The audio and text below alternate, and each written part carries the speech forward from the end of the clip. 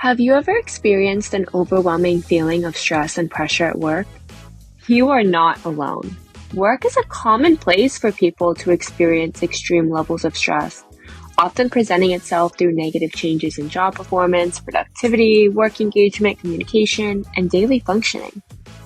But stress and pressure within the workplace do not have to negatively impact your life. Welcome to Normalize the Conversation. I'm your host, Francesca Regeter, and today I'm joined by Nick Jonsson. Nick was born in Sweden and has spent the last 20 years living and working in Southeast Asia, and is now relocated to Singapore about 5 years ago. He had a long corporate career as a managing director, but now his life has changed. After experiencing feelings of isolation and stress, rising from extreme levels of pressure and a lack of tools to alleviate the stress, he left the corporate world and is now organizing confidential peer support groups for senior executives and business owners to create a safe space outside of the workplace for individuals to discuss stress, pressure, and other work-related challenges. Join us as we uncover the influence of stress and pressure in the workplace on one's mental health and learn what we can do to reduce that negative impact. Nick, I am so excited for our conversation today on workplace isolation. But before we begin, I really just want to check in with you. How are you really? Yeah, so today I'm good, Fran. I'm about 5 years into my recovery now since I hit a rock bottom. And it's been a good journey, and I would say that my life is much better now than it was before I had managed to speak up. That is amazing. Congratulations on 5 years of recovery. I know it can be really difficult to get started in that, so I'm so proud of you, and I am so excited to learn more about you and your journey today. Oh, fantastic, Fran. Yes, indeed, it's a blessing. And I didn't know this part of life. I had never been exposed to recovery groups and the support network that is there.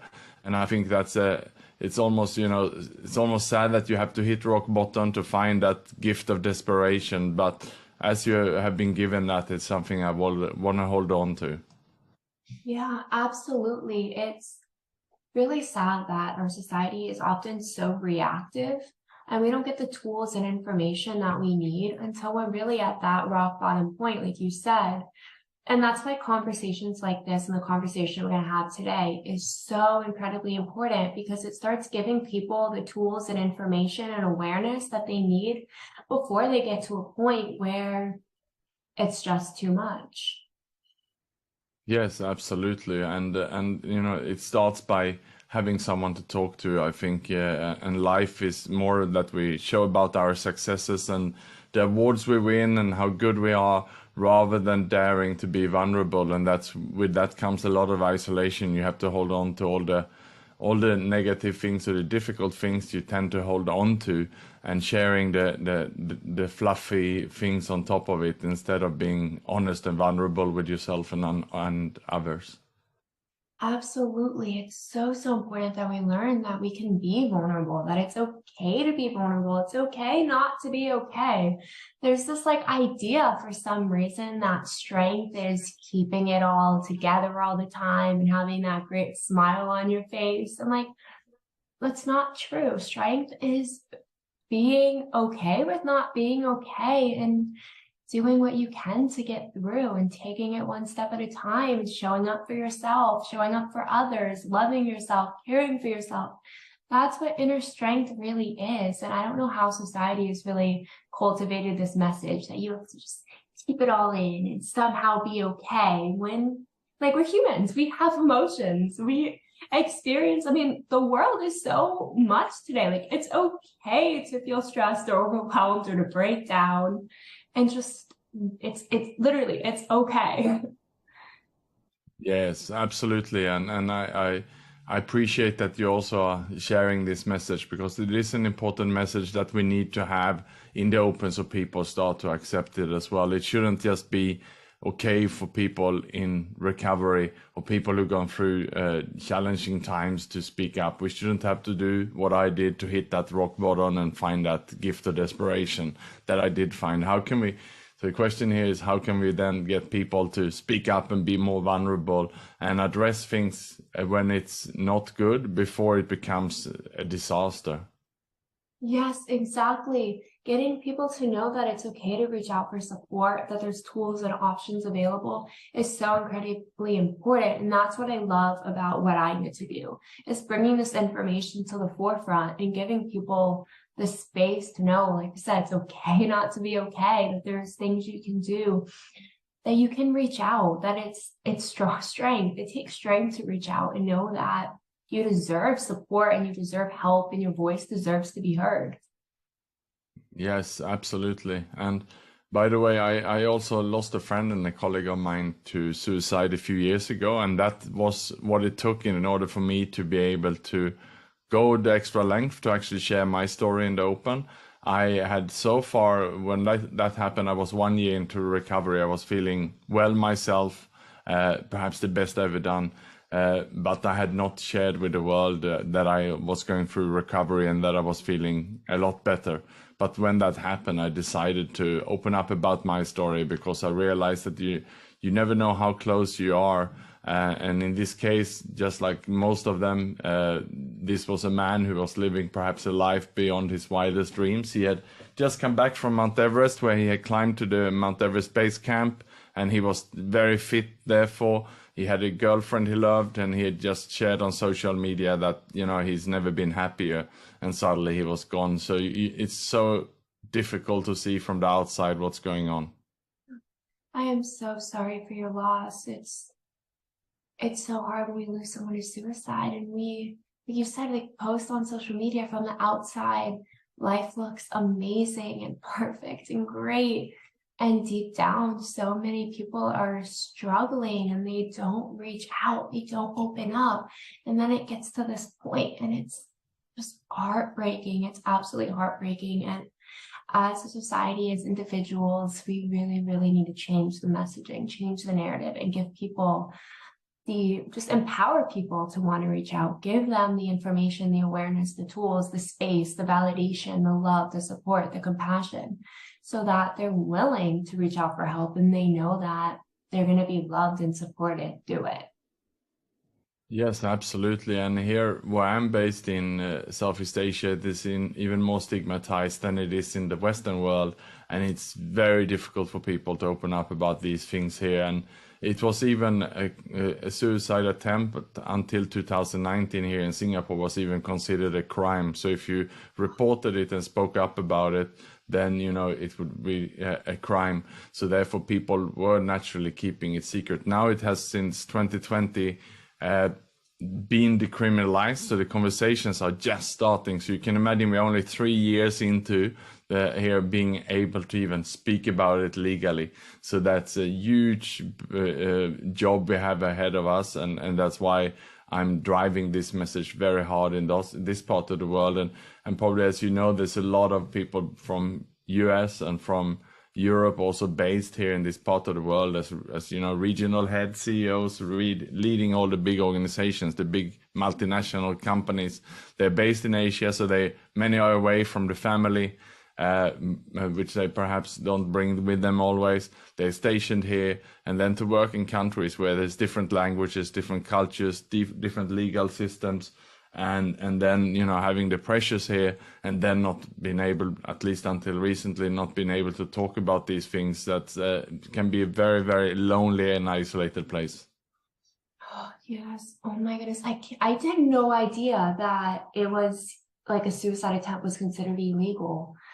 I don't even have words for that. It's the stigma that has been created around struggling. To think that like you could get in trouble for being so hopeless that you feel your only option is to end your life instead of be giving the tools and resources that you need is just so devastating. And my heart goes out to anyone who's ever experienced that, because it's terrible. You deserve support. You deserve love. you deserve to know that it's okay not to be okay. Like, it really is. But I really want to go back to what you said about that isolation people are feeling in the workplace. Like you said, different cultures, different language, all these different barriers, a lot of things being virtual now too. There's become so much isolation that people are feeling that's amplifying these feelings of, or symptomology of, depression and anxiety and other disorders. Yes, I mean, I've joined hundreds of these meetings now in the last 5 years with business leaders, and I can see in common that it's very, very challenging for them to manage upwards for executives, how to manage the boss, how to manage the owner or the board, and how to have conversations with them, especially then when we lived indeed working online. How do you have a vulnerable and open conversations with your boss if there's something on your mind? The boss naturally wants the KPIs, wants the results, demands the results. And especially now also we're going in some turbulent times. It's even more pressures on everyone now. There's budgets cuts, there's reductions of team members, and that just means that they have to work more and more. And it's not a time perhaps for them to talk about themselves and the issues they have. And that's in general what I'm hearing now is that it's just more work, longer hours for everyone, and there's less.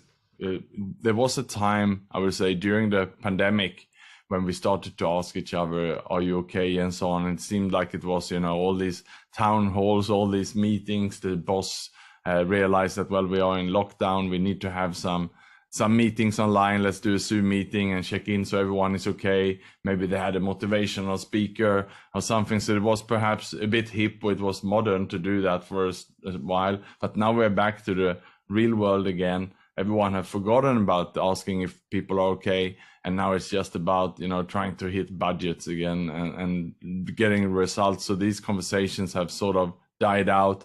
You still see, and I would say here, at least I see a trend of, maybe the company go for a retreat once a year and they include a morning of meditation and Pilates on the beach. And maybe that is as far as, you go to put in, and you think then I got my mental health box covered. But as you and I know, Fran, it needs much more than that. Yes, absolutely. And, like, I have never worked in corporate America. I am a 24-year-old student entrepreneur, speaker, and writer. But I can tell you from my friends who do work in corporate America, from family members, to hear about the longer hours, the budget cuts, so there's less employees taking on more responsibilities and roles for the same pay or even less pay since the pandemic happened, and just not having that space to take a minute to breathe, making it really hard for people to have some kind of workplace balance or integration and just exist as who they are. And then the fact that oftentimes employers don't take the time to just check in with people. And when you're not checking in with people and giving them the space to explain how they're feeling, it's going to impact them. If you're not feeling your best, if you're feeling overwhelmed, exhausted, isolated, your productivity level is going to go down. It's just a fact. If you're struggling with symptoms of depression, you're struggling with symptoms of anxiety, and you're just struggling to focus and be present, your productivity is going to go down and it's going to affect the business. So it's actually in the employer's best interest to make that time to check in, to offer that support and resources, to give people space to exist as humans and not as these kind of machines that are constantly producing. Yes, absolutely. And in my company I'm running here in Singapore, we have about 40 staff now. So we are scaling up and getting bigger. And we created a fail fast policy in our organization where people shouldn't be scared of admitting that they made a small mistake, because if you do that instantly and you learn instead to talk about what can you learn from this, then you're creating a culture where people are not scared of failing. And when you're grabbing a mistake early on, it's normally not so damaging for the company or for people or the team members as well. So having this culture, and I have to constantly remind myself, and if I make a mistake, then I openly admit it and I say, I made a mistake and this is what I learned from it, and you can learn from this as well. And then in the weekly meetings we typically share and we talk about it. But I even structured parts of our budget for that, for example. So of the team's budget, 10% is called an exploration budget, which is that this is budget where we try new things, we're not really sure, and things don't always go well, but at least they have, from A to Z, they have an understanding that it's okay that we try new things because we are trying to move forward, and we will not move forward if we are scared of failing. So having that culture is very important as well in the organization. Oh my God, I love what you just said about how if you're like afraid of failing, you're never going to move forward because you're going to be afraid to take risks. You're going to be afraid to think outside the box, to move out of your comfort zone. And it takes mistakes. It takes failing. It takes things not working to learn what works, right? To figure it out. It's trial and error. You can't just expect to know what to do. It's a very new world where we're talking about mental health and integrating that into the workplace. We're talking about wellness and tools in the workplace. You have to be okay with trial and error and making the space and being open to feedback and criticism or constructive criticism so that we can move forward and get to this place. Because if we're not talking about it, we're not trying, we're not willing to learn, we're never going to get anywhere. Yes, absolutely. And it's about having these conversations also with someone who you feel trusted. I mean, sometimes perhaps you cannot talk about everything inside the company. Maybe you cannot talk to your colleagues and boss about everything to everyone. And that's where I come in. And that's where I believe we need to have a safe place outside of the workplace as well. May it be a coach, a mentor, someone that you trust, or like what I do now for a living, creating these confidential peer groups where people at similar roles but from different companies come in and they can sit in a safe place to discuss the work-related challenges, just to get that sympathy, to know that they are not alone, but also to try to get the others to help them solve the problems, so that we address it, as I mentioned, very early on before it becomes a too big burden. And by doing this also, we practice everyone basically to get more familiar and comfortable with sharing the problems, the challenges they are facing, and instantly seeing, that I'm not alone, someone is here to help me. And the way we do it, even fun, when we have a new member joining us, already in the first session, they have to stand in front of the group and number one, explain what expertise they add to the group. Number two, what's their number one work-related challenge right now.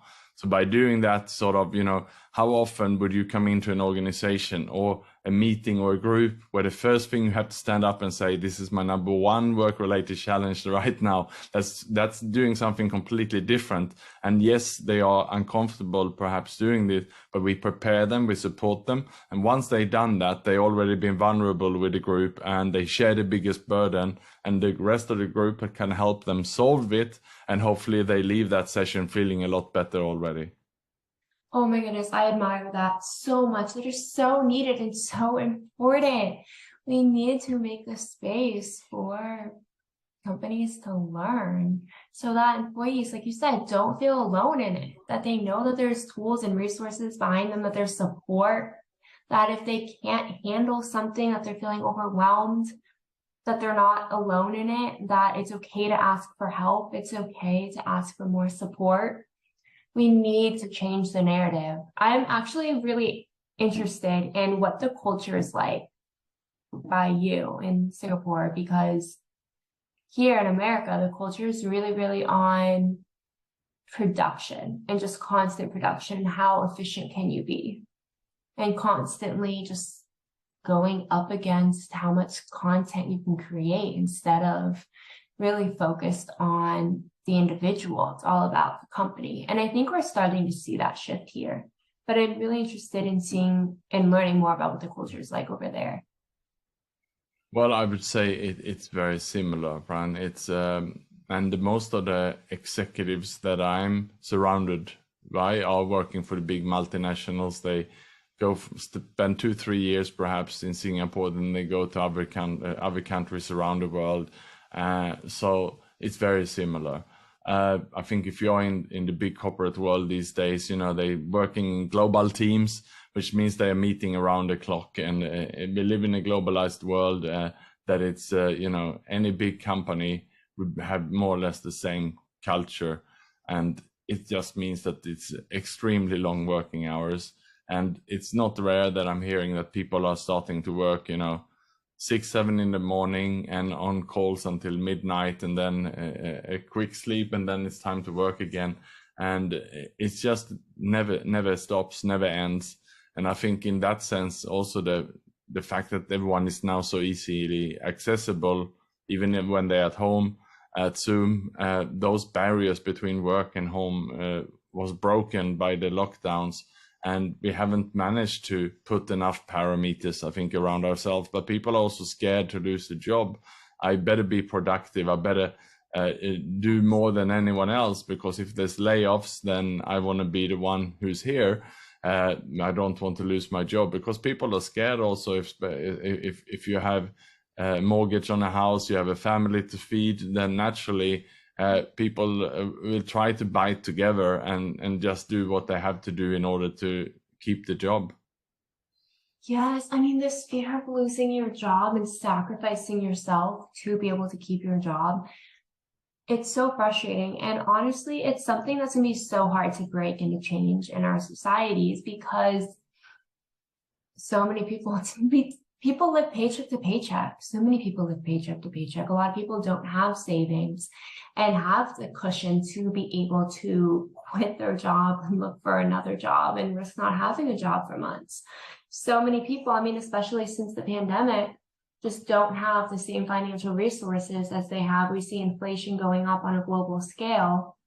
And it's so important that we start talking about this, that you shouldn't have to be afraid to lose your job and have to sacrifice yourself and your mental health, your physical health, your overall wellness, when there should be support and resources and understanding. Because again, we're all human. We're all susceptible and vulnerable to illness, whether it's mental or physical, to burnout, to feeling overwhelmed. And we can't just keep ignoring human emotions and just the experience of being human so that people can make more money. I mean, obviously, money is important to survive. However, it gets to a point where we can't be choosing profit over people.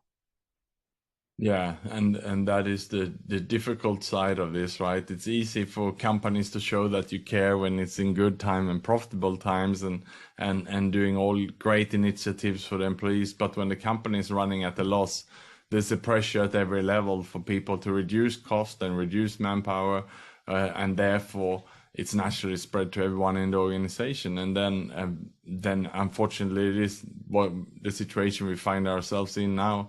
And then everyone will try to get as much done as possible, just because out of fear, right? It's the back to the Maslow's hierarchy of needs. We need food and shelter, and people are scared to lose their home. If I lose my job, maybe I have to change home, and to live with that fear, that's not a good place to be. And then it's very difficult also in families to talk about that, because then you also spreading more fear and anxiety to your partner and your family. So it's difficult at any level to have this conversation. And that the only place I think you can have it is if you have built up, again, strong support network. And according to me, you need your professional support network, but you also need to have a personal network that you can trust. And that is something I'm working on also, because especially for men, I know it's very difficult for men to be vulnerable and be deep.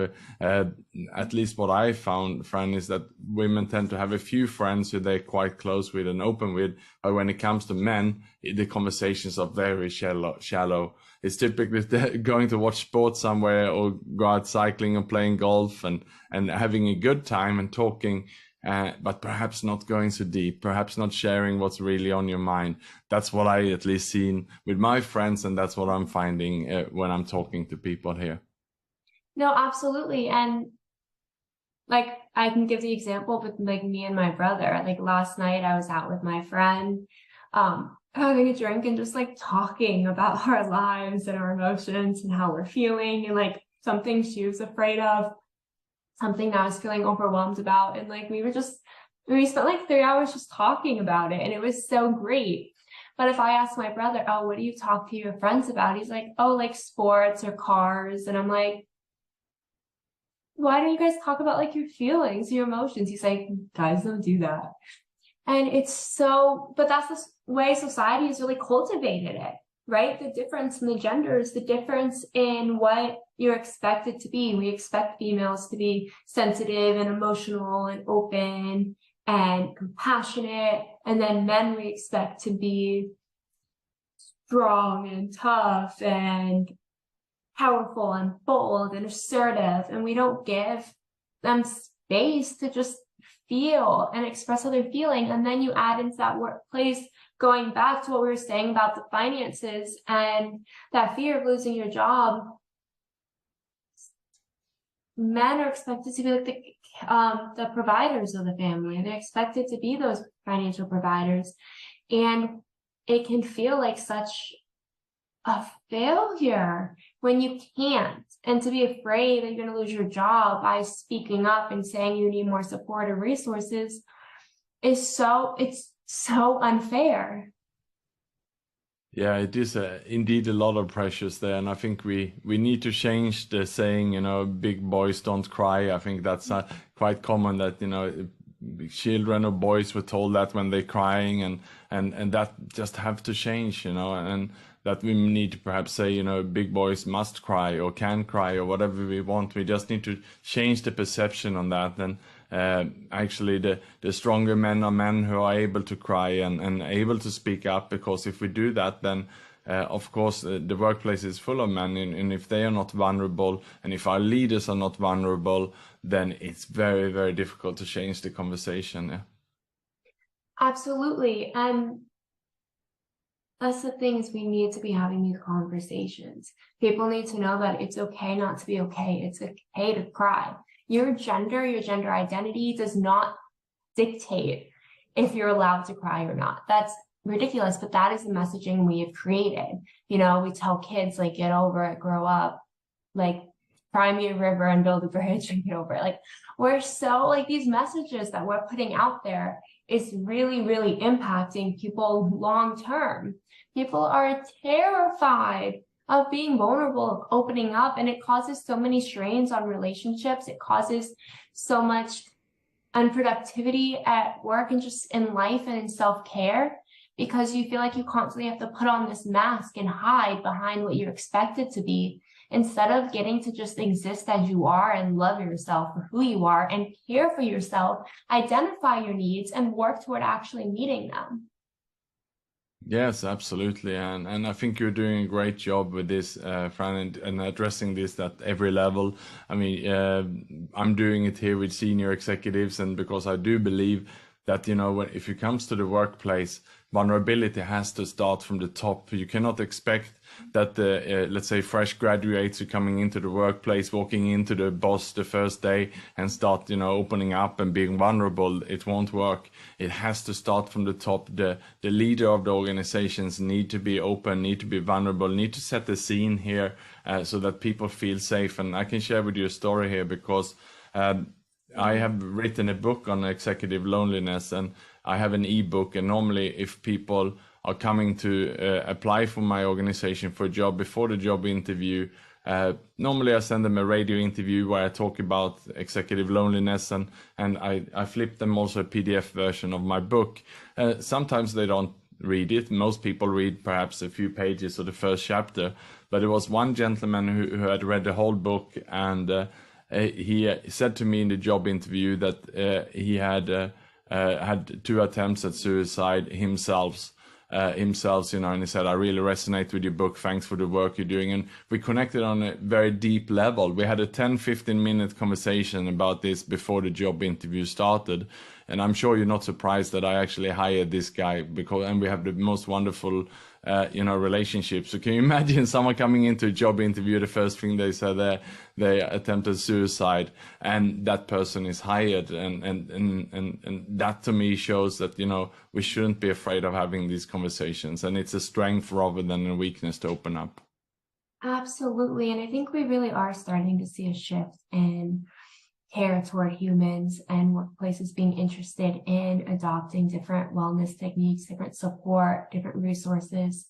So that gives me so much hope. And to hear that that was just so like heartwarming to hear that someone was able, that felt so comfortable with you to share and you to respect them and hire them and give them a chance and opportunity to grow in a job position and as a human, and have that space to be vulnerable. And that's really what we need, and the culture that we need to create on a global scale. Yes, absolutely. I also interviewed a woman for my book, managing director for a big international bank. So a strong lady working in a man's world, you can say, you know, in the bank traditionally, many of the board members and so on around, many times she would be the only woman around the table. And she had an accident and had a surgery in her face which made her lose a lot of her confidence, and at work therefore she started to really isolate herself and working harder, getting the bonuses. At home she could feel that, you know, her husband didn't look at her in the same way, so she started to push him away and daring him to leave her and so on. So suddenly she was alone in the office and alone at home. And that led her to a place where she actually went to rehearse her own suicide twice. And that's when I interviewed her for the book. And she didn't share this on the first interview, but she sent me a message a week after the first interview, and she said she had something more to disclose, and that's when she told me about this. I managed to get her to agree to call for help, which she got, and she met with the counselor to help her, and also the husband got involved, and she has now recovered from that. She took and she's on sabbatical leave from her work and completely rethinking her life. So that's how fast it can go. A small incident like that, keeping it secret, silent, and it can very quickly spiral downwards to the point of this lady where she rehearsed her own suicide. But it also, the recovery and the change and coming back to life can be instant like this also. All it takes is that someone actually listen to the person and manage to get the person to speak up. So in this case, indeed, this interview for the book in this case was life-saving for this woman. You are amazing. You really saved her life, and that's why we need to have these conversations. That's why we need to give people space to be vulnerable. We need to be making sure in the workplace we're giving that support. Like, she got a sabbatical and is able to get the help that she needs. This needs to continue, and it needs to continue to grow in a more positive direction, because people are losing their lives. This isn't something small and little and minimal. People are literally losing their lives. They are losing their lives. And if we're not going to talk about it, we're not going to be able to move forward, make changes, and ultimately save lives. I am so blown away that you were able to be there for her and give her the support that she needed at such a critical time. Like, I just absolutely no words. You are incredible, Nick. Oh, thank you, Fran, and I love the work you do as well. So let's keep these conversations going and just being there for people and showing that it is okay to not be okay, as you say. And I'm all in for this. Oh, absolutely. Nick, as we're wrapping up, what's one piece of advice you can give to someone out there? Well, I would say that if it's something on your mind, if it's something that gives you that pressure, perhaps if you're struggling to sleep over it, or the first thing you wake up, it keeps coming back on your mind, I would say write that down and think about who you can speak with. Is it a colleague? Is it a friend? Or is it perhaps some anonymous support group? There's so many hotlines. I'm a volunteer myself in Singapore for one suicide hotline. There's so many of these around. You can just go into a search engine and look it up and make a phone call and talk to someone about it, because half a problem shared is half a problem halved already. So that's my key message today, Fran. Nick, you are incredible. Thank you so much for joining me today. Thank you so much for listening to Normalize the Conversation. Don't forget to subscribe, rate, and review. This podcast is an initiative of Inspiring My Generation, focusing on normalizing the conversation, bringing education and awareness to the forefront, and amplifying global voices to spark change and hope.